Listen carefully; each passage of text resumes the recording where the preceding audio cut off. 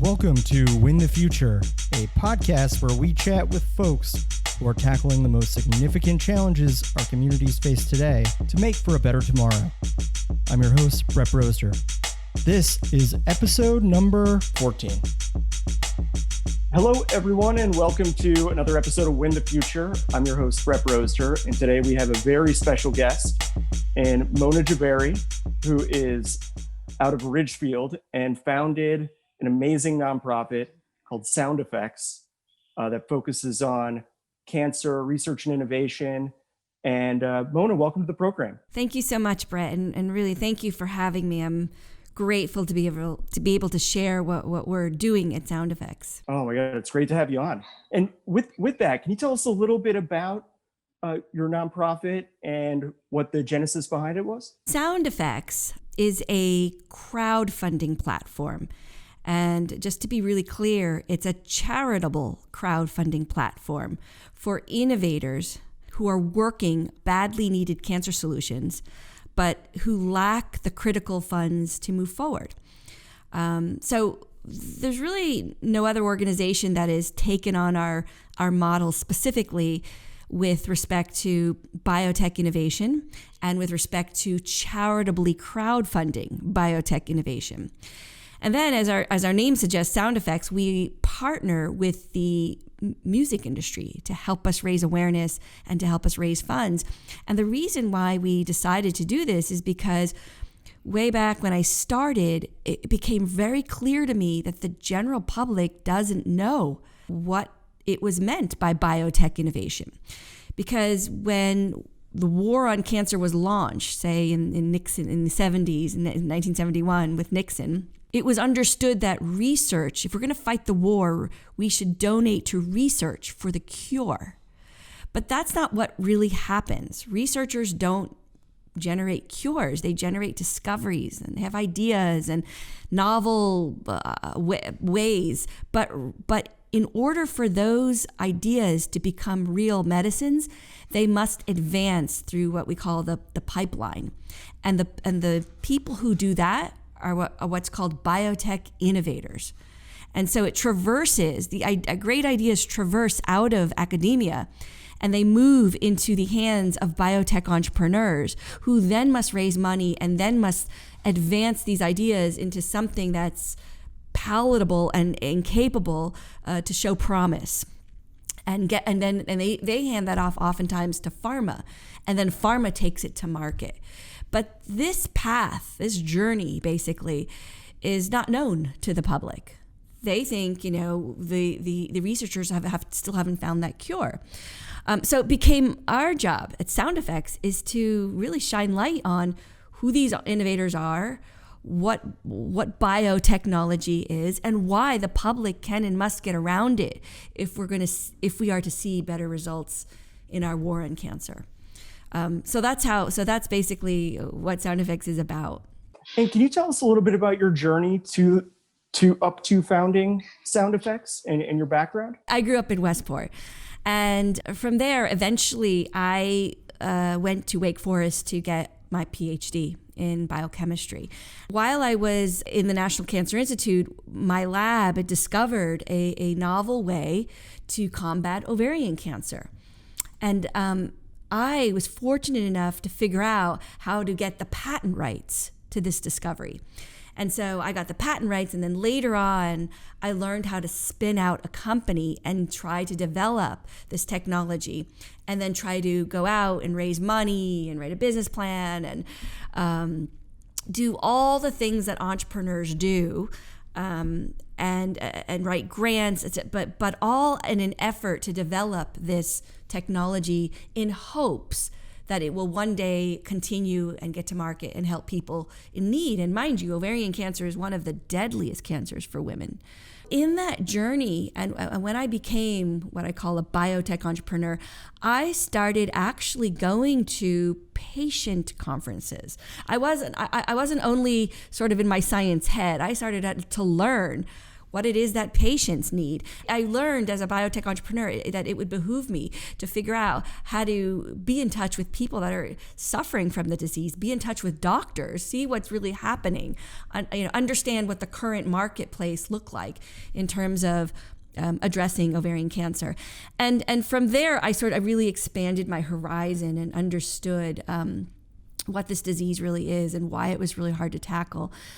And as an entrepreneur, a biotech entrepreneur, I really got a firsthand dose of where all the hiccups are in the process, that an innovator like myself, why it is just so hard, if not impossible, to take a promising discovery from the lab and then develop it and advance it into something that, could eventually help people. And I realized that this wasn't just my problem. This was an industry problem. And in fact, in the industry, we have a name for it. We call it the Valley of Death. It's where all the great ideas go to die because they lack the funds to move forward. I saw the Valley of Death as a public health crisis, and I formed sound effects as a way to address this crisis. And I created sound effects as an interface where the people could be part of the solution, and hence the crowdfunding model.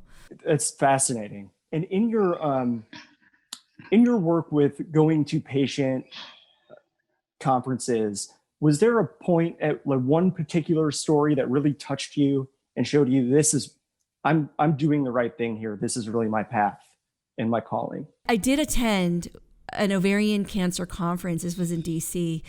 And I was struck by really how knowledgeable the patients were. I couldn't believe it. That blew me away. They understood clinical trials. They understood what was on the horizon. They understood the milestones that had to be met and FDA processes. And they were so smart. And that moved me. It moved me because it made me understand that the public, you don't need a PhD to understand the process of innovation and to get behind it. And I do remember meeting one individual in particular who is very sad because she was like me. She was a mom struck by ovarian cancer. She was young, she's probably in her late 40s. And she was out of options. And it was just very clear there was nothing more for her. And she had children, and she was a painter. It underscored the burden of cancer, that it was so much more than just someone being sick. It was a burden on the family, burden on the community, burden financially, burden spiritually. And then kind of later in my journey, I started to realize cancer has always been looked at as a first world problem. But that's not true. Cancer, certainly in the past 10 years, has skyrocketed. It's a world problem. That point of differentiation in such a difficult funding environment is really interesting. And I find your partnership with the music industry to be one of those points of differentiation. Can you talk a little bit about that? I wouldn't say that from a donor's perspective, aligning music with charity is something new. It's been done forever, right?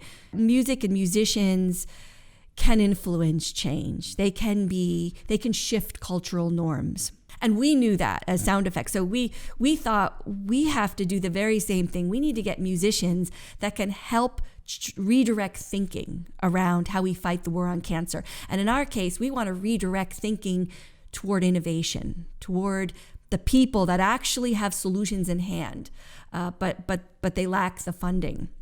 Whereas previously, or what's currently happening is music is used to raise funds for research, and research then goes to the money goes to labs that are in hospitals or in centers or in universities that then we find get unaccounted for. But what is new is to get artists to be part of our solution, because we found emerging artists to be hungry and they cared, and many of them had been affected, if not directly but indirectly. And so we found sort of an authenticity around emerging artists versus celebrities, who are harder to access. So that's how we did it. And then we created challenges much like the Ice Bucket Challenge, where they were online. We would do these challenges with the artists where the ones that won would get something unique, like a performance opportunity or meet a record label, something that they wanted and was important to them. And that's how we created this partnership on our platform. What are a couple of the things you've been most shocked about or found as the biggest learning experiences transitioning from the research community to your entrepreneurial endeavors to the nonprofit sphere? Sort of the backdrop of me doing this is also that I'm a mother and that I was having children at the time and I was pregnant. And I basically disassociated with big corporate groups or big groups. Like I was no longer working for the National Cancer Institute. I was on my own. So I had to go into various worlds as a sole person, right? Not backed by anybody. So I would say that journey in and of itself was fascinating for me, how people responded to me.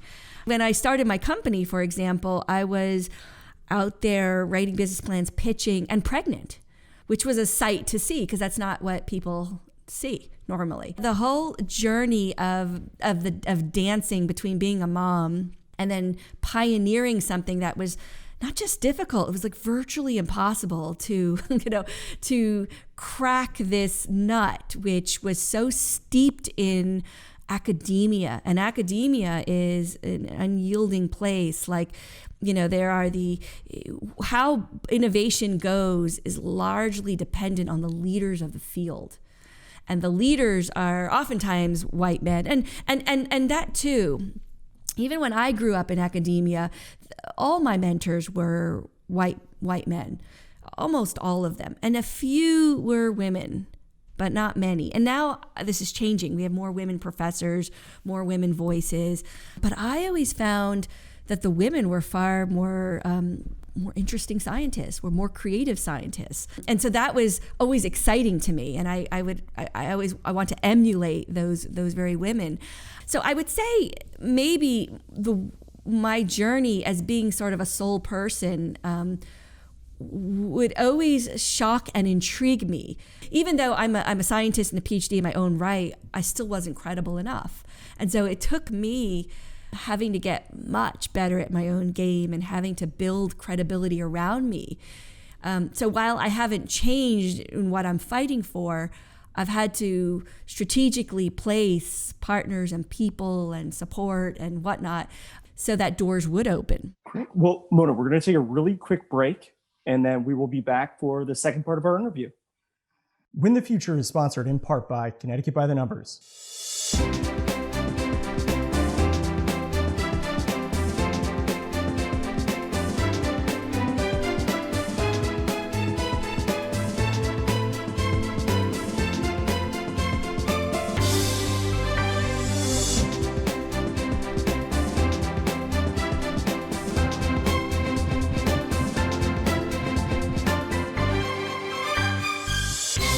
All right, we're back with Mona Jhaveri from Sound Effects, who's the founder and director of the nonprofit. Well, it's interesting. Right now we have probably the most startups coming to fruition that we've had in year over year in a decade.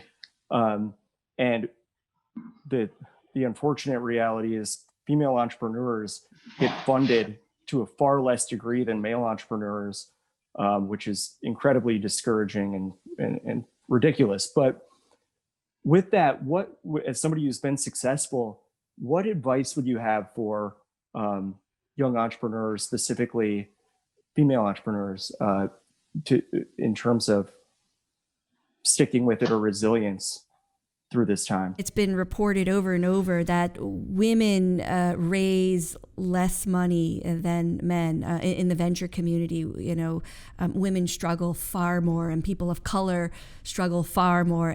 It depends also where you live, at least in biotech, right? So if you're on East and West Coast, you're far more likely to raise venture capital.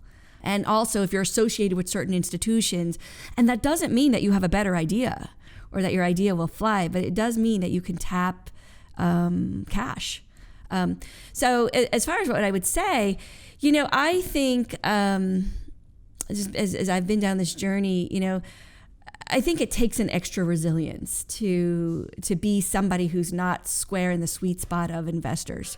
It takes building that ecosystem that will support you and will provide those layers of credibility and reduce risk. For women, yes, and for people who have a harder time raising money, you have to put all these key things in place like you would any entrepreneur. But maybe for a woman or a person of color or a person who lives in Kansas, you gotta pull all the credibility strings more. You gotta stay in the game longer. But you also gotta play the game that once you have the person's attention, some of those differences are just gonna disappear. Because at the end of the day, people want a great idea and they want to get behind a great idea. And you got to talk your game in that sort of pursuing and helping them to get behind that idea. And in that way, I think women are great because I think women can really deliver the technology and share it in a way that I think is far more digestible or more exciting than I think men. And I see this when I was sort of growing up as a scientist. I would always find the female scientists were so much better at breaking down the science, and making you excited about it. Mona, I just want to ask you briefly about, you had mentioned going through the patent process in your research and entrepreneurial journey, which is so vital. And I feel like it's something that not a lot of people know enough about and why it's important and how difficult it is to navigate that space. Can you talk a little bit about that? Thank you, Brett, for bringing that up, because that is a space that is not familiar to many. So essentially, patents are the key asset to any innovation. And without patents, nothing moves forward, frankly. Basically, what happens is when you are in a lab or you're an engineer, scientist, whatever, and you invent something, it cannot be patented unless it's novel. Frankly, it's novel, it hasn't been done before, and it's got a use. And so that being said, there's a lot of things that get discovered in the lab, and in fact, patents are filed, frankly, a lot of it. And all across this country, in our great institutions, we have a lot of patents sitting on shelves and not doing anything, for better or worse. So, and what happens is when you work for an institution or a lab and you are an inventor and you discover something and it's new and the institution agrees to patent it, you don't have rights to that patent in the United States. This is different in Europe. But in the United States, you don't have the right to now go and take it on and build it. You have to be granted the right by the institution. In my case, we filed a patent and it was held by the National Cancer Institute. And I asked them for my patent rights back. So normally, the way it works is when you're an inventor, you have the right to your patent when you're an inventor. But if you work for an institution, you have to sign off those rights, right? And so it doesn't matter if you're MIT or Yale or whatever, you work for the institution and you invent something, you sign off as an inventor that you are not going to take those patent rights and do something. But in my case, I did it different. I asked them for the rights back. And they took 6 months and they finally said, okay, fine. We as the NCI, we're not going to do anything with this patent, so you can have it back. But that's an unusual thing, and this doesn't really happen. And so normally, if you want your rights back, you've got to license it from the institution, and you got to pay money for the very thing that you invented, right? So that's number one. Number two, it's one patent is not enough to make an invention valuable. It's not enough of an asset, right? There's many aspects to an invention. It's the actual structure. So in my case, I had a DNA structure, and those had to be in the patent. It's the use. How are you going to use it? What cancers? Then those are patented. There is how you can administer, and then the route of administration is patent. So every invention, in fact, has what we call a patent suite. And it's the suite that is protecting all aspects of the innovation. And the thing with patents is that doesn't give you the right to carry it out, but it gives you the right to prevent others from taking your work and carrying it out. So that's the other nuance about patents. It doesn't suddenly give you a right. There might be other reasons for why you can't take this and move it forward. And there's many situations where people do find an innovation that's patented and they still work on it without the rights to do it. And they wait for you to come and sue them or go after them. And half the time, so you have to stay vigil as a patent owner that others aren't trespassing, your property, so to speak. So there's that. And then the other thing with patents is that it's not enough that you file a U.S. patent. That only gives you the right in the United States. But what happens when you want to service the rest of the world? Well, then you need to file the patent in Europe, and you need to file the patent in Canada. You need to file a patent in Japan and China, and now you have a worldwide patent suite. And by the way, patents cost a ton of money. And you got to translate in all the different languages. So they cost a ton of money. So if you have spent $1 million in research, then you have spent $1 million in patents. Wow, that's fascinating. It's such a crazy, patenting is such a crazy world.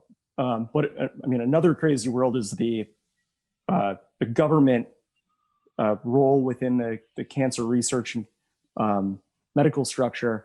And with Joe Biden becoming president, and while he was vice president, overseeing the Moonshot program, which is focused on finding a cure to cancer, and now bringing that forward into his presidency, how do you see that coming into play in furthering the overall effort to beat back cancer? I am grateful in that way for Joe Biden because he clearly cares about this issue. And he has been somebody through his own foundation that has been instrumental in bringing groups together. And he too, one of the big issues that sort of plagues progress or hampers progress is lack of collaboration, lack of transparency, disparate groups working on the same thing and not coming together. So through Moonshot, that was their focus, is how do we get all these players to work together? And they were really problems that were not insurmountable. Joe Biden and his group, and he put some really great people in place to bring awareness to those breakdowns. And as part of why we aren't seeing the progress we should see and why the patient experience is so poor and why we're not getting patients to participate because they don't like the experience.